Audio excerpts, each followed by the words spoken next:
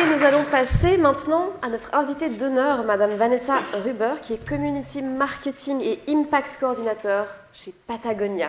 Un tonnerre d'applaudissements, s'il vous plaît. Bonjour.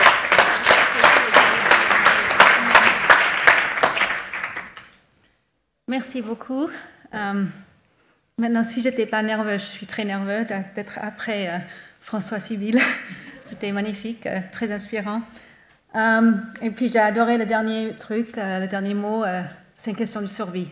Alors voilà, bienvenue à mon petit discours, juste pour apprendre. Ça fait longtemps que j'étais à l'Uni. Voilà.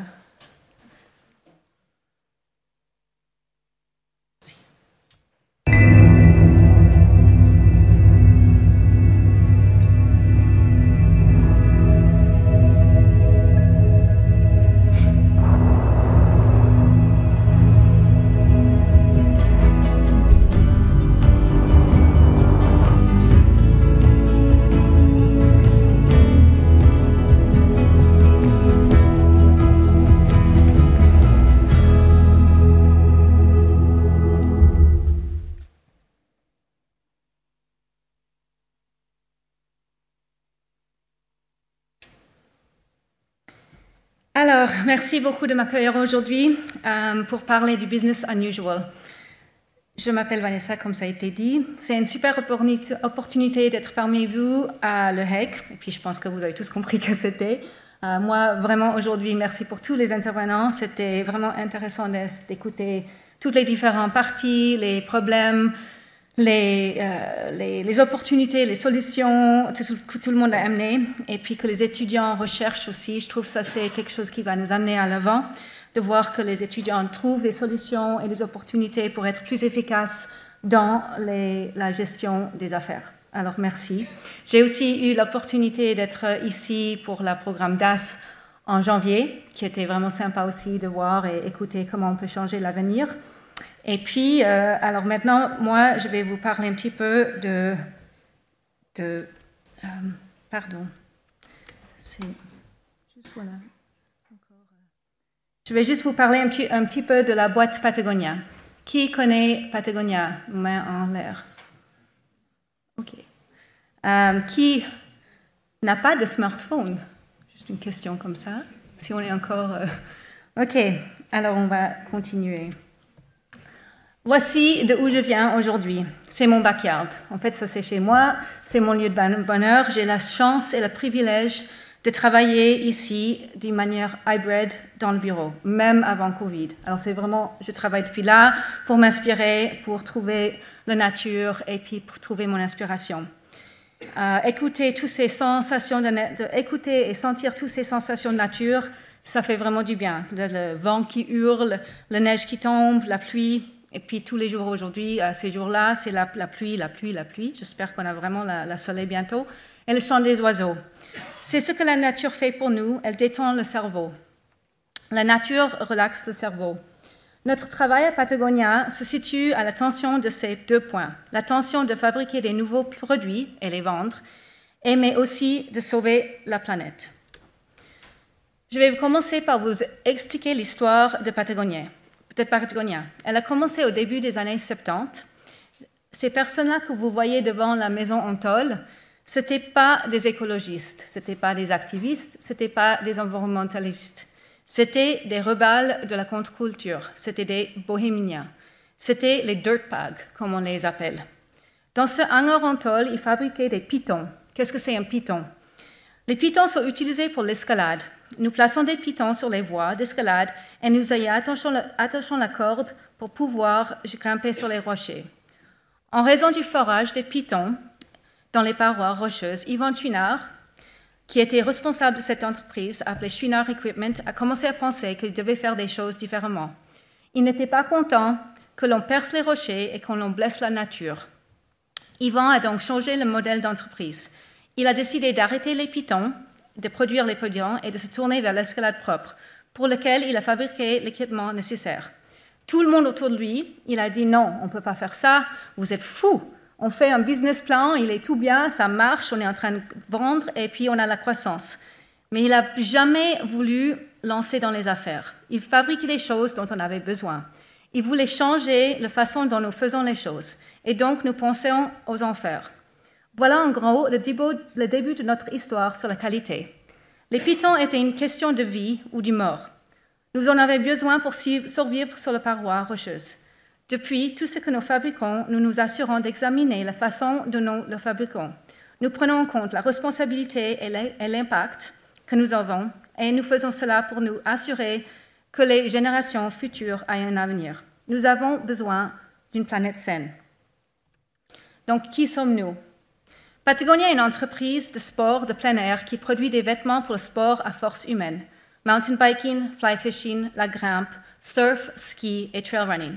Nous sommes là pour faire des transactions uniques, mais pour construire des relations qui durent toute une vie. Nous savons que les gens veulent se connecter avec nous par le biais de produits et d'histoires mémorables.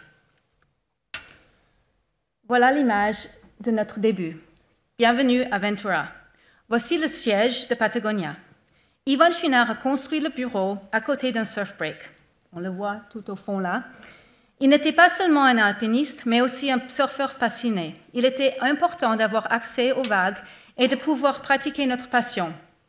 Patagonia est composé de surfeurs et de grimpeurs depuis le début. À côté du bureau, il y avait une rivière qui se jetait dans l'océan et qui a créé cette vague. Une entreprise voulait construire un barrage sur cette rivière. Yvan, il n'était pas écologiste à ce moment-là, mais il voulait faire du surf. C'était important pour leur esprit et leur travail. On n'oublie pas qu'on veut détendre l'esprit avec la nature. L'importance de la nature et de la un soir, il y avait une assemblée municipale. Un étudiant est venu parler de la présence de la rivière et de l'importance de la laisser couler librement.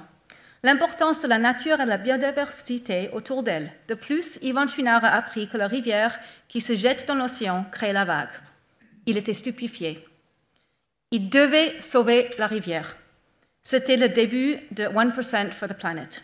Il a donné à cet étudiant un bureau à l'intérieur du bureau central et l'a aidé à travailler, à faire l'activisme nécessaire pour sauver la rivière. C'est pourquoi nous sommes connus pour être une entreprise militante. Le contenu et les stratégies de marketing normal ne sont pas au centre de nos préoccupations. We are storytellers. Nous nous concentrons sur un grand nombre d'histoires. Nous racontons les histoires de nos NGO, des changemakers, de nos athlètes. Nous nous concentrons sur les élections. Nous nous concentrons sur l'énergie, sur les montagnes, les rivières et autres. Une narration puissante est essentielle pour sensibiliser aux causes environnementales et leur donner un sens d'urgence. Nous communiquons avec nos clients en tant qu'amis et égaux, en particulier si nous voulons les persuader de prendre les mesures pour sauver notre planète. Nous nous concentrons sur la narration autour de l'activisme des produits, de l'activisme environnemental et de l'intersection de nos sports de base. Nous nous concentrons sur le succès à long terme de l'immersible, notre réputation et notre crédibilité, ainsi que notre mission de sauver notre planète. Nous pensons constamment à des questions sur la manière de bien faire, d'impliquer davantage de personnes et d'amener plus de gens à l'extérieur. Patagonia fabrique des produits. Permettez-moi de vous ramener à les années 90. On est à Boston. Dans notre boutique, le magasin est ouvert depuis un certain temps, mais notre personnel commence à être malade tout le temps. On ne sait pas pourquoi. On fait venir des gens pour vérifier notre système dans les magasins et puis venir vérifier notre système de circulation qui ne fonctionne pas. Quel est le rapport avec le fait que les gens tombent malades? Les techniciens nous ont dit que dans les cotons qu'on utilisait à ce moment-là étaient remplis de pesticides et ça rendait les gens malades avec les odeurs. C'est alors qu'Ivan Chouinard a déclaré « D'accord, on n'utiliserait plus jamais de coton pour nos t-shirts. On va utiliser que le coton organique. » Là encore, il a reçu plein de refus. « Vous ne pouvez pas faire ça, c'est trop cher, vous ne gagnerez pas d'argent. Il n'y a pas de chaîne d'approvisionnement. » Il a refusé d'écouter. En l'espèce des 4 ans, toute la gamme a été modifiée. Cela a changé tout ce que nous fabriquons et la façon dont nous considérons ce que nous fabriquons. C'est l'histoire d'une entreprise responsable. Nous ne sommes pas une entreprise durable. Nous n'avons jamais déclaré d'être. Nous fabriquons des produits, nous faisons partie du problème. Mais nous sommes une entreprise responsable. Aujourd'hui, presque tous nos produits sont fair trade. On utilise 99% de plastique recyclé. Nous utilisons du Ulex au lieu de néoprène pour nos habits de surf. Nous nous sommes débarrassés des PFC dans le Gore-Tex et 100% de notre duvet est traçable et plein d'autres histoires. Nous nous efforçons d'être différents. Nous examinons la façon dont les produits sont fabriqués et nous nous assurons que nous tenons compte de leurs impacts et nous faisons tout ce qui est en notre pouvoir pour le réduire. Nous faisons encore quelque chose d'autre. Réparer les produits. Réparer des produits est un acte radical. Tous ces produits de haute qualité peuvent être réparés et devraient être réparés. Les fermetures à éclairs sont faites pour être réparées. Nous nous déplaçons pour réparer les vêtements des gens. Si vous gardez un vêtement plus longtemps, ce vêtement a 20 à 30% d'impact en moins sur l'environnement. Nous voulons que les réparations soient à nouveau acceptables. Patagonia ne peut pas être la seule à faire ce travail. Nous avons besoin que d'autres entreprises se joignent à nous. Les défis auxquels nous serons confrontés demain sont différents de ceux que d'aujourd'hui. Quelle histoire allons-nous raconter? Quel est le discours que nous allons changer? Nous devons aller devant, pas à pas. Parfois, nous devons nous arrêter et regarder autour de nous, et cette étape est aussi un progrès.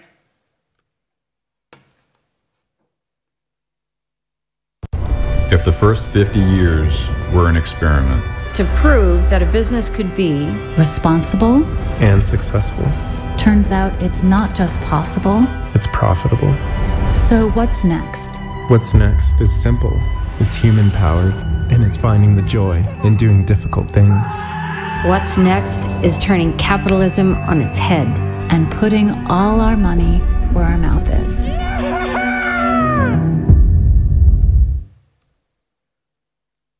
Chaque produit que nous produisons, nous fabriquons a un impact sur l'environnement. Le point de friction entre leur responsabilité et l'économie est difficile. Depuis des années, notre approche des affaires est différente. Nous essayons d'amener de plus en plus d'entreprises à appuyer sur le modèle que nous sommes en train de créer. Soyez transparents, soyez authentiques et soyez honnêtes. Ne soyez pas parfaits, les clients comprennent que nous ne sommes pas parfaits. Nous n'avons pas tout compris. Dès que nous avons résolu un problème, nous passons au suivant. Il y a tant de choses à régler.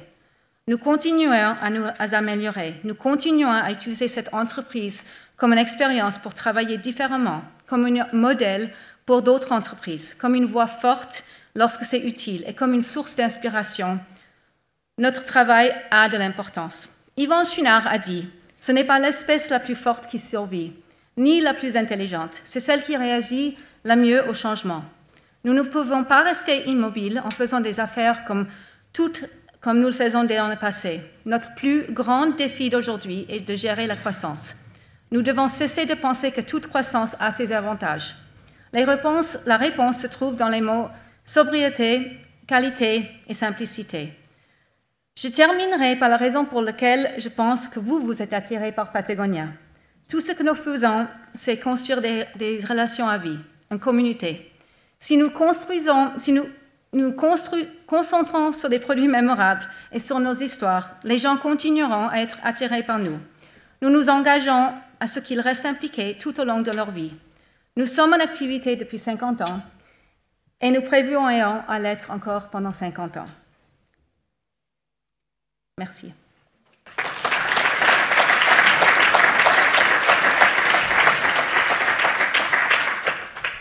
Merci beaucoup, Madame Ruber. Merci. Donc, on peut passer maintenant aux questions. Si vous avez des questions, n'hésitez pas à lever la main. On vous apportera un micro. J'en vois une première juste ici. Merci.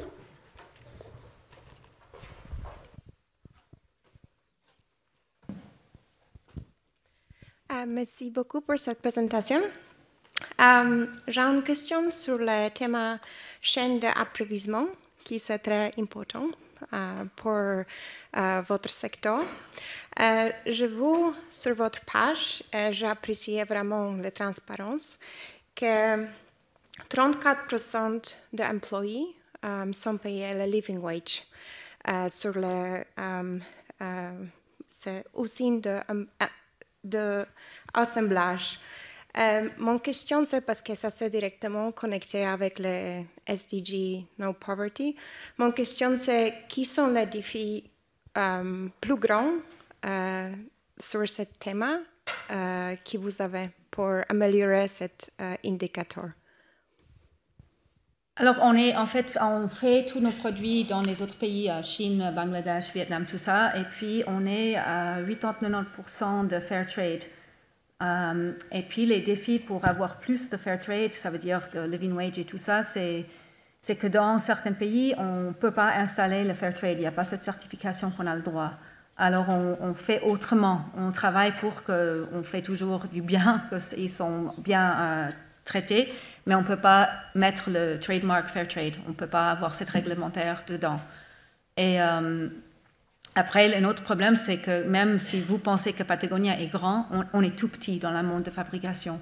Alors nous, on arrive souvent dans un supply chain où il y a des gros marques, ils ont déjà mis en place comment ça se fait, et après, ça prend du temps pour qu'ils écoutent notre voix. Et puis nous, on ne peut pas juste partir tout de suite, on veut en fait créer ce changement, on veut faire le pousser, change the dial, turn the dial, pour qu'il y ait des changements.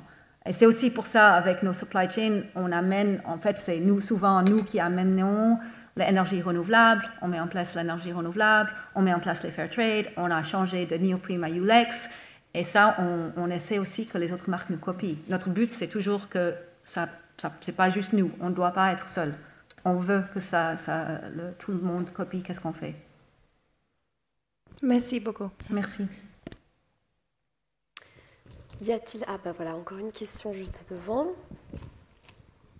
Peut-être juste une question sur que va devenir maintenant Patagonia, vers quoi l'entreprise va aller.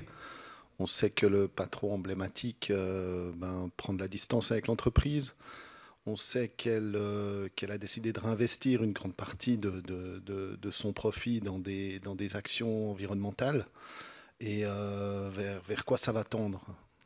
Alors Patagonia, ça ne change pas. En fait, ça c'est ce qui est génial, c'est qu'on a fait beaucoup de bruit il y a maintenant 2 ans presque, où le patron Yvan Chouinard, il a donné l'entreprise à le Home Planet. Le Home Planet Fund, maintenant, ça fait qu'on a donné 91 millions l'année passée pour des différents projets autour du monde. En fait, c'est donné à des NGO et c'est les NGO qui gèrent cet argent. Alors, il y a une grande partie on a acheté des terrains avec ces NGO pour que il n'y a pas de oil and gas qui est pris. On a le Viosa qu'on a sauvé dans les Balkans, qu'on continue à essayer de faire un parc national. On est dans les espaces où il y a des indigenous people en Sud-Amérique. Alors ça, c'est vraiment l'histoire incroyable. Ça, c'est géré par un board et puis par un directeur. Et après, Patagonia est géré par Ryan Gellert, notre CEO, et en fait, qui était en Europe la semaine passée, qui était vraiment incroyable et inspirant de l'écouter, où on va. Et après, lui, il a un board où la famille, alors Yvonne, Melinda, Claire et Fletcher sont assis sur le board, mais après, on a des scientifiques, des finances, on a toute une gouvernance en place que Patagonia ne peut pas changer. Et c'est aussi écrit dans les statuts que ça ne peut jamais être vendu, ça ne peut jamais être pris, si quelque chose arrive, c'est fini, c'est dissolu.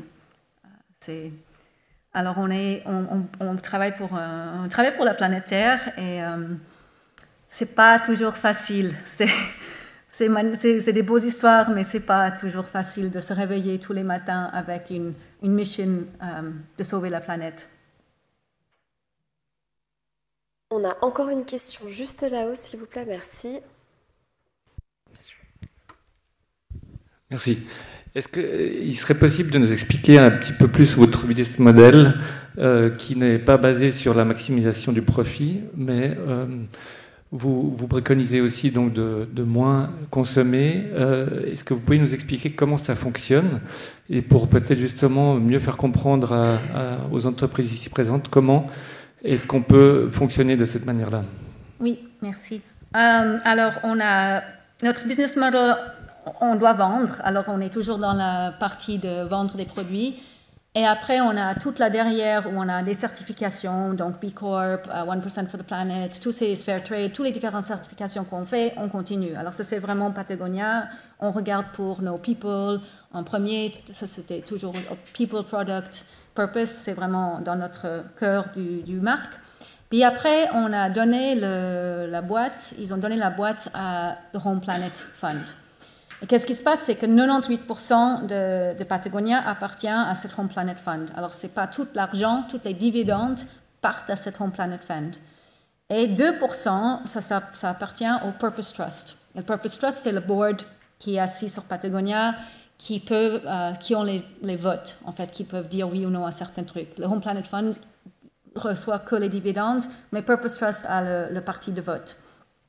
Et nous, avant qu'on peut donner les dividendes, parce qu'on n'a pas de prêt de banque, on n'a pas d'actionnaire, on doit vraiment fonctionner. Alors, la compagnie doit fonctionner avec tout notre budget. On fait des budgets comme vous, on a des forecasts, on doit acheter tant d'habits, on a tout ça comme toutes les autres compagnies. Après, on ne peut pas vendre plus que qu'est-ce qu'on a demandé. Il n'y a pas de surstock, il y a vraiment...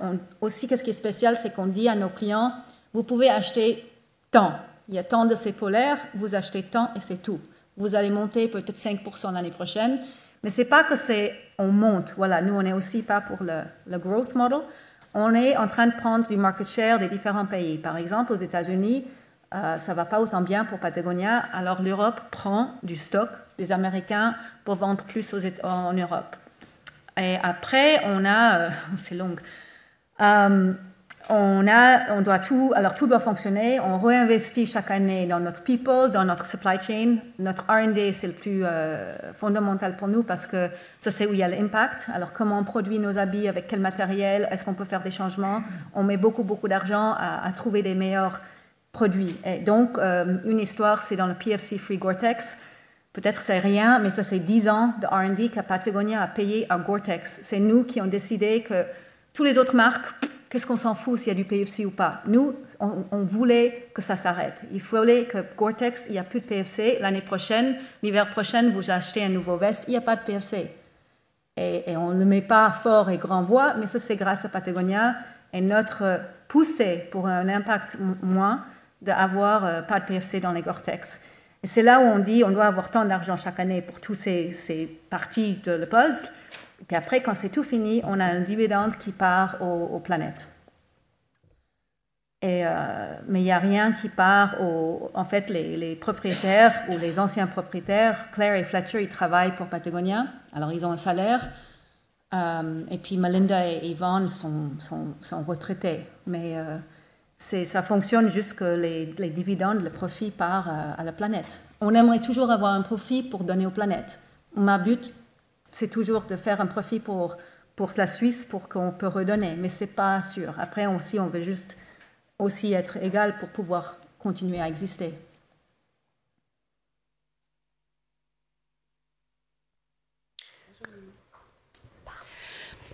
Quand vous mettez en place certains changements, tu parlais du coton par exemple, ou du jour au lendemain, ou de façon assez vite, vous dites maintenant stop, on change de cap. Comment on arrive à embarquer les gens dans ce changement et convaincre que oui, peut-être qu'au début ça va descendre, mais que in fine, c'est pour la pérennité de l'entreprise. Comment on les embarque dans ce mouvement-là? On y croit. Le mission statement qu'on a reçu, ça nous fait croire. Et quand on voit tout ce que Patagonia fait à l'interne, tout le travail qu'on sauver une rivière, cette histoire, c'est 10 ans. Le loi climat, quand j'ai dit à mon boss que je voulais mettre tout l'argent que j'avais pour l'environnement suisse pour battre cette loi climat l'année passée, bah oui, allez, fais qu'est-ce qu'il faut faire pour gagner cette loi avec les NGO. On voit que c'est pas du greenwashing, je ne veux pas dire le mot green, mais on voit en l'interne qu'on veut faire du bien et on fait ça paraître. Ils veulent écouter nos passions, nos histoires de les employés et puis ils font aussi qu'on est écouté puis qu'on peut donner notre avis pour comment faire les choses. On a des campagnes globales qui sont venues puis qu'on doit faire aussi, mais on peut changer du jour au lendemain quelque chose et puis il y a telle transparence, on a tout le temps, on apprend tout le temps, ça vient de tous les côtés qu'on y croit.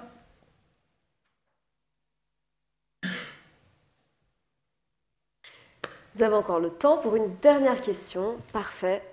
Si on peut lui apporter le micro, merci beaucoup.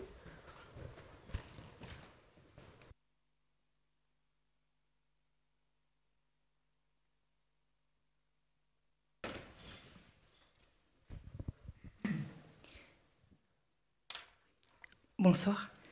On sait que la mode est l'une des industries les plus polluantes. Et avec votre expérience, l'expérience de Patagonia et la connaissance du marché, quels conseils vous donneriez aux autres entreprises du secteur pour commencer justement l'intégration de la durabilité dans leur business model? Il faut, nous, en fait, entre nous, les marques qui existent ou qui sont là, qui essaient de faire du bien, on se dit le grand problème, c'est la consommation et l'entrée de toutes ces marques qui font vraiment du mal. Et on doit éduquer les consommateurs. Le plus grand problème ou défi qu'on a, c'est l'éducation. Parce que hier, j'étais à une vente. Et puis Temu arrive en Suisse en force, et Temu c'est le truc le pire, et les gens ne sont même pas éduqués, ils vont continuer à acheter Temu parce que ça coûte 2 balles pour avoir un joli t-shirt, et même si c'est fait avec pure gas, on continue à acheter parce que c'est pas cher, mais on doit expliquer aux gens pourquoi c'est pas cher et puis comment c'est fait, et tout ça prend du temps, et on ne le fait pas comme il faut, la partie éducation. Bah écoutez, je vous propose qu'on applaudisse une dernière fois Madame Vanessa Huber. Merci 1000 fois. Merci beaucoup d'avoir été là.